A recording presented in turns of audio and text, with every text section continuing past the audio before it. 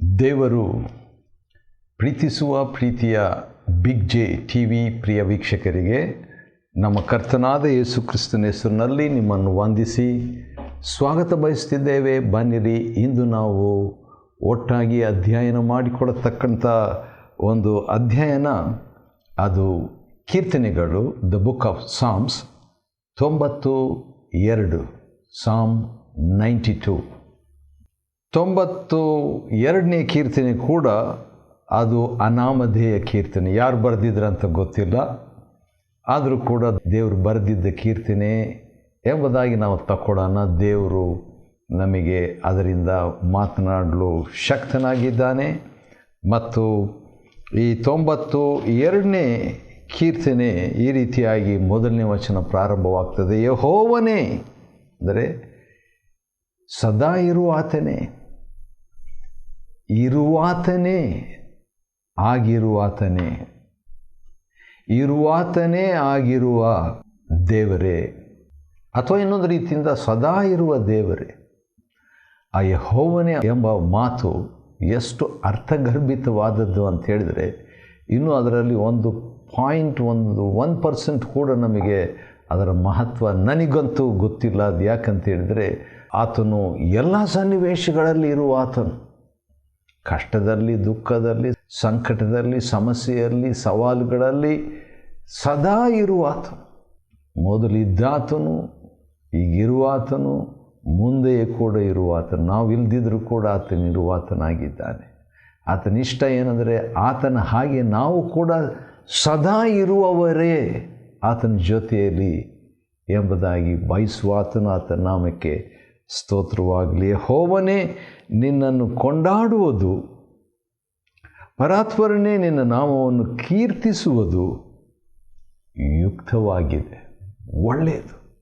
ಆತನನ್ನು ಕೀರ್ತಿಸಬೇಕು, ಆತನ ಸ್ತುತಿಸಬೇಕು, ಆತನನ್ನು ಕೊಂಡಾಡಬೇಕು, ಆತನ ನಾಮವನ್ನು ಸಂಕೀರ್ತಿಸಬೇಕು. ಅದು ಯುಕ್ತವಾಗಿದೆ. ವೀಣಾಸ್ವರ ಮಂಡಲಗಳಿಂದಲೂ ಕಿನ್ನರಿಯ ಘನಸ್ವರದಿಂದಲೂ ಹೊತ್ತಾರೆಯಲ್ಲಿ ನಿನ್ನ ಪ್ರೇಮವನ್ನು, ದೇವರ ಪ್ರೀತಿಯನ್ನು, ವಾತ್ಸಲ್ಯವನ್ನು, ರಾತ್ರಿಯಲ್ಲಿ ನಿನ್ನ ಸತ್ಯತೆಯನ್ನು ವರ್ಣಿಸುವುದು ಉಚಿತವಾಗಿದೆ, ಯೋಗ್ಯವಾಗಿದೆ, ಅನುಕೂಲವಾಗಿದೆ, ಅನ್ವಯವಾಗಿದೆ.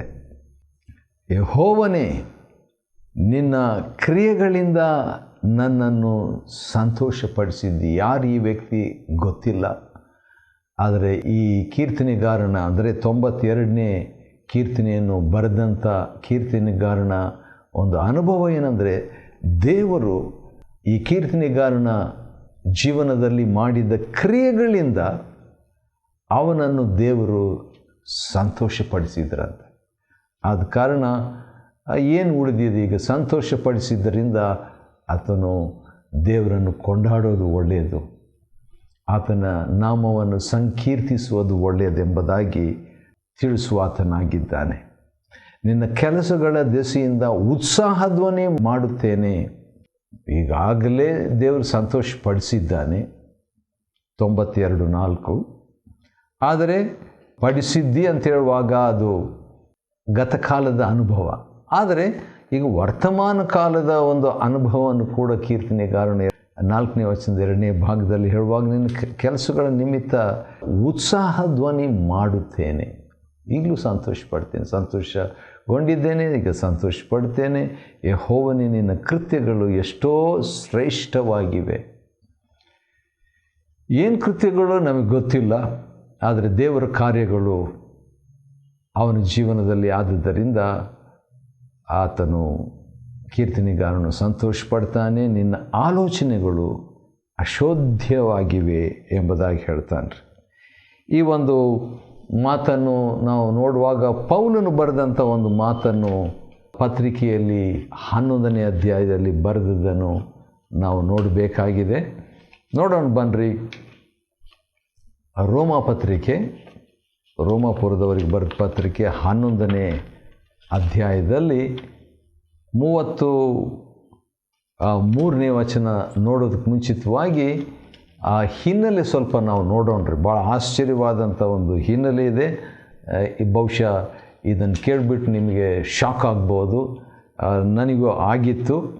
ಅದೇನಂತ ಹೇಳಿದ್ರೆ, ದೇವರು ಏನು ಮಾಡಿದ್ದಾನೆ ಅಂತ ಹೇಳ್ಬಿಟ್ಟು ನೋಡುವಾಗ 30ನೇ ವಚನ 11 ರೋಮನ್ಸ್ ಚಾಪ್ಟರ್ 11 ವರ್ಸ್ 30, ಯಾವ ಪ್ರಕಾರ ನೀವು ಪೂರ್ವದಲ್ಲಿ ಅವಿಧೇಯರಾಗಿದ್ದರೂ ಈಗ ಅವಿಧೇಯತೆಯ ದೆಸೆಯಿಂದ ಕರುಣೆ ಹೊಂದಿದರು, ಅದೇ ಪ್ರಕಾರ ಈಗ ಅವಿಧೇಯರಾಗಿದ್ದರೂ ನಿಮಗೆ ದೊರಕಿದ ಕರುಣೆಯನ್ನು ಹೊಂದಬಹುದು. ಈಗ 32ನೇ ವಚನ ಶಾಕಿಂಗ್ ಅಂತ ಹೇಳಿದ್ನಲ್ವ, ಅದು ಆಶ್ಚರ್ಯದ ಒಂದು ವಾಕ್ಯ. ಓದ್ತೇನೆ ರೀ, ರೋಮ 11:32. ದೇವರು ಎಲ್ಲರಿಗೂ ಕರುಣೆಯನ್ನು ತೋರಿಸಬೇಕೆಂಬ ಉದ್ದೇಶವುಳ್ಳವನಾಗಿದ್ದು ಎಲ್ಲರನ್ನೂ ಅವಿಧೇಯತೆ ಎಂಬ ದುಸ್ಥಿತಿಯಲ್ಲಿ ಕಟ್ಟಿ ಹಾಕಿದ್ದಾನೆ. ಭಾಳ ಅದರ ಬಗ್ಗೆ ನಾನು ವಿವರಿಸೋದಿಲ್ಲ, ಆದರೆ 33ನೇ ವಚನಕ್ಕೆ ಹೋಗೋಣ. ಆಹಾ, ದೇವರ ಐಶ್ವರ್ಯವು, ಜ್ಞಾನವು, ವಿವೇಕವು ಎಷ್ಟೋ ಅಗಾಧ, ಆತನ ತೀರ್ಮಾನಗಳು ಪರಿಶೋಧನೆಗೆ ಎಷ್ಟೋ ಅಗಮ್ಯ, ಆತನ ಮಾರ್ಗಗಳು ಕಂಡುಹಿಡಿಯೋದಕ್ಕೆ ಎಷ್ಟೋ ಅಸಾಧ್ಯ. ಅಂಥ ಒಂದು ಮಾತನ್ನೇ ಕೀರ್ತನೆಗಾರನು ತನ್ನ ಕೀರ್ತನೆಯಲ್ಲಿ 92ನೇ ಕೀರ್ತನೆ 5ನೇ ವಚನದ ಕೊನೆಯ ಭಾಗದಲ್ಲಿ ನಿನ್ನ ಆಲೋಚನೆಗಳು ಅಶೋಧ್ಯವಾಗಿವೆ ಎಂಬುದಾಗಿ ಹೇಳ್ತಿದ್ದಾನೆ. ಅದನ್ನು ಅರ್ಥ ಮಾಡಿಕೊಳ್ಳಿಕ್ಕೆ ಕಷ್ಟ, ಆದರೆ ನಂಬೋದಕ್ಕೆ ಸುಲಭ. ದುಷ್ಟರು ಹುಲ್ಲಿನಂತೆ ಬೆಳೆಯುವುದು ಮತ್ತು ಕೆಡುಕರು ಹೂವಿನಂತೆ ಮೆರೆಯುವುದು ತೀರಾ ಹಾಳಾಗುವುದಕ್ಕಾಗಿ ಅಂತ ಹೇಳಿಬಿಟ್ಟು, ಆನಂತರ 8ನೇ ವಚನದಲ್ಲಿ ಯೆಹೋವನೇ ನೀನಾದರೂ ಸದಾ ಉನ್ನತ ಸ್ಥಾನದಲ್ಲಿರುತ್ತಿ. ಈ ಪ್ರಕಟಣೆ ಹೇಗೆ ಸಿಕ್ತು? ದೇವರಾತ್ಮನು ಕೊಟ್ಟಿರಬೇಕು. ಯೆಹೋವನೇ, ಈಗೋ ನಿನ್ನ ಶತ್ರುಗಳು ಅವರೆಲ್ಲ ನಾಶವಾಗುತ್ತಿದ್ದಾರೆ, ಅಧರ್ಮಿಗಳೆಲ್ಲ ಚದರಿ ಹೋಗ್ತಾರೆ. ಆ ರೀತಿಯಾಗಿ ಹೇಳಿಬಿಟ್ಟು 10ನೇ ವಚನದಲ್ಲಿ ಆದರೆ ನನ್ನ ಕೊಂಬು ಅಂತ ಹೇಳುವಾಗ ಅದು ಬಲವನ್ನು ಸೂಚಿಸುವಂಥದ್ದಾಗಿದೆ. ಯಾವ ರೀತಿಯಾಗಿ ಪ್ರಾಣಿಗಳು, ನೀವು ಗಮನಿಸಿರ್ಬೋದು, ಅದು ಜಿಂಕೆ ಇರ್ಬೋದು ಅಥವಾ ಹಸು ಇರ್ಬೋದು, ಅಥವಾ ಕೆಲವು ಪ್ರಾಣಿಗಳು ಕೊಂಬುಗಳಿಂದ ಜಗಳ ಮಾಡೋದು, ಹೋರಾಡೋದು. ಅದಕ್ಕೆ ಇನ್ಬಿಲ್ಟ್ ವೆಪನ್, ಅದು ತಮ್ಮಲ್ಲಿಯೇ ಇರುವಂಥ ಒಂದು ಆಯುಧ. ಅದನ್ನೇ ಚೂಪಾಗಿರ್ತದೆ, ಬಲವಾಗಿರ್ತದೆ, ಕಾಪಾಡುವಂಥದ್ದಾಗಿದೆ, ಅದು ಹೋರಾಡುವಂಥ ಆಯುಧವಾಗಿದೆ. ಆದ ಕಾರಣ ನನ್ನ ಕೊಂಬು ಅಂತ ಹೇಳುವಾಗ ನನ್ನ ಬಲವನ್ನು ಎಂಬುದಾಗಿ ಹೇಳ್ಬೋದು. ಕಾಡು ಕೋಣದ ಕೊಂಬಿನಂತೆ ಎತ್ತಿದ್ದೆ ಅಂದರೆ ಕಾಡು ಕೋಣ ಭಾಳ ಸ್ಟ್ರಾಂಗ್ ಆಗಿರುವಂಥದ್ದು, ಭಾಳ ಸ್ಟ್ರಾಂಗು, ಬಲವಾದಂಥ. ಆ ರೀತಿ ಅಂದರೆ ನನ್ನನ್ನು ಬಲಪಡಿಸಿದಿ ಎಂಬುದಾಗಿ ನಾವು ತಗೊಳ್ಳೋಣ. ಚೈತನ್ಯ ತೈಲದಿಂದ ನನ್ನನ್ನು ಅಭಿಷೇಕಿಸಿದ್ದಿ. ಅಭಿಷೇಕ ಅಂತ ಹೇಳಿದ ತಕ್ಷಣ ನನಗೆ ನೆನಪಾಗುವಂಥದ್ದು ಅಭಿಷಕ್ತನು. ಯಾಕಂದರೆ ಯೋಹಾನ ಸುವಾರ್ತೆ 1ನೇ ಅಧ್ಯಾಯ ಅಲ್ಲಿ ಒಂದು ವಾಕ್ಯ ಇದೆ, ನೋಡೋಣ ಏನಂತಿದೆ ಅಂತದು. ಯಾಕಂದರೆ ಅಭಿಷೇಕ ಅಂದ ತಕ್ಷಣ ನನಗೆ ಆ ವಾಕ್ಯ ನೆನಪಾಯಿತು. 1ನೇ ಅಧ್ಯಾಯ ಮತ್ತು ಹಾಗೆ ನಾವು ಓದ್ತಾ ಇರುವಾಗ 42ನೇ ವಚನ, ಯೋಹಾನ ಜಾನ್ಸ್ ಗಾಸ್ಪಲ್ ಚಾಪ್ಟರ್ 1 ವರ್ಸ್ 42, ಮೆಸ್ಸಿಯನು ನಮಗೆ ಸಿಕ್ಕಿದನು ಎಂದು ಹೇಳಿ ಅವನನ್ನು ಯೇಸುವಿನ ಬಳಿಗೆ ಕರ್ಕೊಂಡು ಬಂದನು. ಮೆಸ್ಸಿಯನು ಅಂದರೆ ಕ್ರಿಸ್ತನು. ಕ್ರಿಸ್ತನು ಅಂತ ಬರೆದುಬಿಟ್ಟು ಅಂಚಿನಲ್ಲಿ ಮಾರ್ಜಿನ್ನಲ್ಲಿ ಕ್ರಿಸ್ತನು ಅಂದರೆ ಪಟ್ಟಾಭಿಷೇಕ ಹೊಂದಿದವನು, ಬರಬೇಕಾದ ರಕ್ಷಕನು, ಅನಾಯಿಂಟೆಡ್ ಒನ್. ಹಾಗಾದರೆ ಅಭಿಷಿಕ್ತನು, ಇಲ್ಲಿ ಅಭಿಷಿಕ್ತನು ಅಂತ ಹೇಳಿದಾಗ, ಅಭಿಷೇಕಿಸಿ ಅಂತ ಹೇಳಿದಾಗ ಕ್ರಿಸ್ತನನ್ನು ಸೂಚಿಸುವಂಥದ್ದು ಇಲ್ಲಿ ನಾವು ನೋಡ್ತೇವೆ. ಆದ ಕಾರಣ ಒಬ್ಬ ವ್ಯಕ್ತಿಯ ಕ್ರಿಸ್ತನ ಮುಖಾಂತರವಾಗಿ ಮುಖಾಮುಖಿಯಾದಂಥ ಒಂದು ಸಂದರ್ಶನ, ಎನ್ಕೌಂಟರ್ ಯಾರಿಗಾದರೂ ಲಭ್ಯವಾಗಿದ್ದರೆ 2 ಸಂಗತಿ ಆಗ್ತದೆ.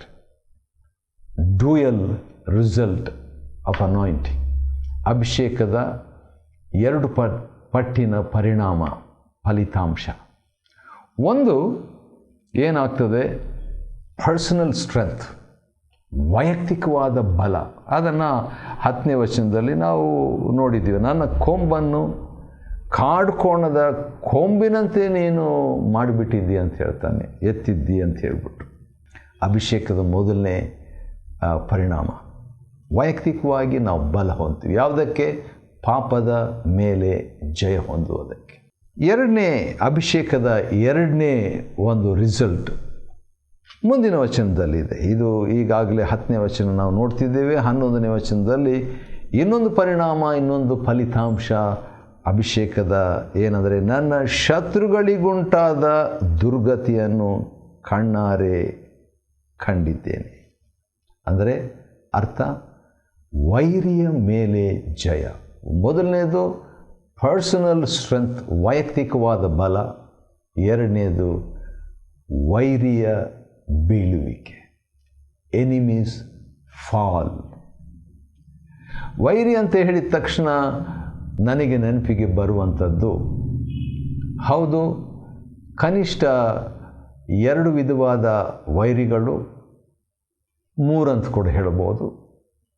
ಮೊದಲನೇದು ನನ್ನ ಮನಸ್ಸಿಗೆ ಬರುವಂಥದ್ದು ವೈರಿ ಅಂತ ಹೇಳುವಾಗ ಸೈತಾನನು ಮತ್ತು ದುರಾತ್ಮಗಳು. ಅವರ ಮೇಲೆ ಜಯ ಅಭಿಷೇಕ ಕೊಡುವಂಥದ್ದಾಗಿದೆ. ಯಾಕಂತ ಹೇಳಿದರೆ, ಸೈತಾನನು ಮತ್ತು ದುರಾತ್ಮಗಳು ಅವು ಆತ್ಮವಾಗಿವೆ, ದೇ ಆರ್ ಸ್ಪಿರಿಟ್ಸ್. ಆ ಆತ್ಮಗಳ ಮೇಲೆ ಜಯ ಹೊಂದಬೇಕಾದರೆ ಪವಿತ್ರಾತ್ಮನ ಅಭಿಷೇಕ ಅಗತ್ಯ. ಅದು ಕ್ರಿಸ್ತನು ನಮಗೆ ಕೊಡುವಾತನಾಗಿದ್ದಾನೆ. It's Christ the lord who gives the anointing. ಮತ್ತು ಅದೇ ಸಂದರ್ಭದಲ್ಲಿ ವೈರಿ ಅಂತ ಹೇಳಿದಾಗ ಕಣ್ಣಿಗೆ ಕಾಣದಂಥ ಆ ಹೊರಗಿನ ವೈರಿಗಳು ಮಾತ್ರ ಅಲ್ಲ, ನಮ್ಮ ಒಳಗಿನ ವೈರಿಗಳು ಕೂಡ ಇವೆ. ಒಳಗಿನ ವೈರಿಗಳ ಅವು ಯಾರು, ಅವು ಯಾವುವು ಎಂಬುದಾಗಿ ನೀವು ಕೇಳಿದರೆ, ಕೋಪ ಎಂಬ ವೈರಿ, ದ್ವೇಷ ಎಂಬ ವೈರಿ, ಹೊಟ್ಟೆ ಕಿಚ್ಚೆಂಬ ವೈರಿ, ಗರ್ವ ಎಂಬ ವೈರಿ, ಕಾಮವೆಂಬ ವೈರಿ, ಹಣದಾಶೆ ಎಂಬ ವೈರಿ, ಸ್ವಾರ್ಥ ಎಂಬ ವೈರಿ, ದುರಾಶೆ ಎಂಬ ವೈರಿ, ಅಶುದ್ಧತ್ವ ಎಂಬ ವೈರಿ, ಹೀನೈಸುವ ವೈರಿ, ತೀರ್ಪು ಮಾಡುವ ವೈರಿ, ಚಿಂತೆ ಎಂಬ ವೈರಿ. ಹೀಗೆ ನಮ್ಮ ಒಳಗೇ ಎಷ್ಟೊಂದು ಸಾಕಷ್ಟು ವೈರಿಗಳಿವೆ, ಸಾಕಷ್ಟು ವೈರಿಗಳಿದ್ದಾರೆ. ಅವುಗಳನ್ನು ಕೂಡ ಜಯಿಸಬೇಕಾದರೆ ನಮ್ಮ ಸ್ವಬಲದಿಂದ, ನನ್ನ ಸ್ವಂತ ಶಕ್ತಿಯಿಂದ, ನನ್ನ ಸ್ವಂತ ಅನುಭವದಿಂದ, ನನ್ನ ಸ್ವಂತ ಬೈಬಲ್ ಜ್ಞಾನದಿಂದ, ನನ್ನ ಸ್ವಂತ ಸೇವೆಯ ಅನುಭವದಿಂದ ಆಗಲ್ಲ. ಹಾಗಾದರೆ ಹೇಗೆ ಸಾಧ್ಯ ವೈರಿಗಳ, ಒಳಗಿನ ವೈರಿಗಳ ಮೇಲೆ ಜಯ ಅಂತ ಹೇಳಿದರೆ? ದೇವರಾತ್ಮನು ಕೊಡುವ ಅಭಿಷೇಕದ ಬಲದಿಂದ ಅದು ಸಾಧ್ಯ. ಅದನ್ನೇ ನಾವು ಚೈತನ್ಯ ತೈಲದಿಂದ ನನ್ನನ್ನು ಅಭಿಷೇಕಿಸಿದ್ದಿ, ಅದರ ಪರಿಣಾಮ ಏನಂತ ಹೇಳಿದರೆ, ನಾನು ಶತ್ರುಗಳಿಗುಂಟಾದ ದುರ್ಗತಿಯನ್ನು ಕಣ್ಣಾರೆ ಕಂಡಿದ್ದೆ, ನನಗೆ ವಿರೋಧವನ್ನು ಎದ್ದವರ ವಿಪತ್ತನ್ನು ಕಿವಿಯಾರೆ ಕೇಳಿದ್ದೇನೆ ಅಂತ ಹೇಳ್ಬಿಟ್ಟು. ನೀತಿವಂತರು ಖರ್ಜೂರದ ಮರದಂತೆ, ತಾಳೆ ಮರದ ಅಂತೆ ಬೆಳೆಯುವರು. ಹೌದು, ಅಭಿಷೇಕದಿಂದ. ಯೆಹೋವನ ಆಲಯದಲ್ಲಿ ಸಸಿಗಳಂತೆ ನೆಡಲ್ಪಟ್ಟವರು, ನಮ್ಮ ದೇವರ ಅಂಗಳದಲ್ಲಿ ಚೆನ್ನಾಗಿ ಬೆಳೆಯುವರು. Growing in the lord. ಮುಪ್ಪಿನಲ್ಲಿಯೂ, 14ನೇ ವಚನ, ಮುಪ್ಪಿನಲ್ಲಿಯೂ ಫಲಿಸುವರು. ವಯಸ್ಸಾಗ್ಬಿಟ್ಟಿದ್ದಾರೆ, ದೇವರಿಗಾಗಿ ಫಲ ಕೊಡಲಿಕ್ಕಾಗಲ್ವ? ಆಗುತ್ತೆ ಆಗುತ್ತೆ ಆಗುತ್ತೆ. ಮುಪ್ಪಿನಲ್ಲಿಯೂ ಫಲಿಸುವರು, ಪುಷ್ಟಿಯಾಗಿದ್ದು ಶೋಭಿಸುವರು. ಹೀಗೆ ಅವರು ಯೆಹೋವನ ಸತ್ಯ ಸಂಧತೆಗೆ ದೃಷ್ಟಾಂತವಾಗಿರುವರು. ಹೌದು, ಒಂದು ಬುಕ್ಕು ನಾನು ಬರೀಬೇಕಂತಿದ್ದೀನ, ಅದಕ್ಕೆ ಒಂದು ಟೈಟ್ಲ್ ಇಲ್ಲಿ ಸಿಕ್ತು ನನಗೆ. 92ನೇ ಕೀರ್ತನೆ 15ನೇ ವಚನದಲ್ಲಿ, ಯೆಹೋವನ ಸತ್ಯ ಸಂಧತೆಗೆ ದೃಷ್ಟಾಂತವಾಗಿರು. ಸಾಕ್ಷಿಯಾಗಿ ನಾವು ಇರಬೇಕು, ಉದಾಹರಣೆಯಾಗಿ ದೃಷ್ಟಾಂತವಾಗಿಯೂ ಇರಬೇಕಂತ ದೇವರು ಬಯಸ್ತಾನೆ. ಯಾಕಂದರೆ ಆತನೇ ನನ್ನ ಬಂಡೆಯು, ಆತನು ನಿರ್ವಂಚಕನು. ಬಂಡೆ ಅಂತ ಹೇಳಿದಾಗ ದೃಢತೆಯನ್ನು ಸೂಚಿಸ್ತದೆ, ಬಲವನ್ನು ಸೂಚಿಸ್ತದೆ. ಮತ್ತು ಈ ರೀತಿಯಾಗಿ ಮುಕ್ತಾಯ ಮಾಡ್ತಾನೆ ಕೀರ್ತನೆ 92. ಆತನು ನಿರ್ವಂಚಕ ದೇವರು. ವಾವ್, ದೇವರು ಒಳ್ಳೆಯವನು ಇನ್ನೊಂದು ರೀತಿಯಿಂದ ಹೇಳಬೇಕಾದ್ರೆ. ಆದ ಕಾರಣ ಕೀರ್ತನೆ 92ರಲ್ಲಿ ಸಾಕಷ್ಟು ಸಂಗತಿಗಳು ನಾವು ಕಲಿಯುವಂತೆ ಆಯ್ತಲ್ವ? ಹೌದು, ದೇವರು ಒಳ್ಳೆಯವನು, ಆತನ ಕೃತ್ಯಗಳು, ಆತನ ಅಭಿಷೇಕ, ಆತನನ್ನು ಕೊಂಡಾಡುವಂಥದ್ದು ಯುಕ್ತವೇ ಎಂಬುದಾಗಿ ಹೇಳಿದಂತೆ ನಾವು ಕೂಡ ನಮ್ಮ ಜೀವನದಲ್ಲಿ ದೇವರನ್ನು ಕೊಂಡಾಡಿ ದೇವರಿಗಾಗಿ ದೃಷ್ಟಾಂತವಾಗಿ ನಮ್ಮ ಕುಟುಂಬಗಳು ಇರುವಂತೆ ದೇವರು ಸಹಾಯ ಮಾಡಲಿ. ಕೀರ್ತನೆ 92 ಅಧ್ಯಯನ ಮಾಡಿಕೊಳ್ಳುವಂತೆ ದೇವರು ಕೊಟ್ಟ ಕೃಪೆಗಾಗಿ ಆತನ ಸ್ತೋತ್ರವಾಗಲಿ. ದೇವರು ನಿಮ್ಮನ್ನು ಆಶೀರ್ವದಿಸಲಿ.